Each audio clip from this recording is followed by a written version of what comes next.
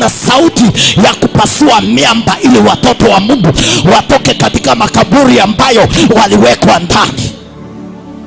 There is a child of God in this house. Kuna mwana wa Mungu ndani ya nyumba hii. Utatoka kwa hiyo kaburi kwa jina la Yesu. Nasema utatoka kwa kaburi kwa jina la Yesu. Watu waliozikwa hawaishi maisha. Watu waliozikwa wanaishi maisha ambayo haiko. Wanaishi ndoto ambazo haziko. Wanaishi maisha ambayo ni absent. Watu ambao nyota zao zimezikwa. Sio watu tena. Wao wanaishi maisha ya giza. Wanaishi ng'ambo ambazo wanadamu hawana uhuru wa kuishi.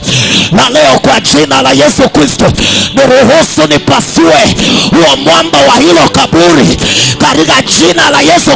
Kutoke mtu na kwa familia yenu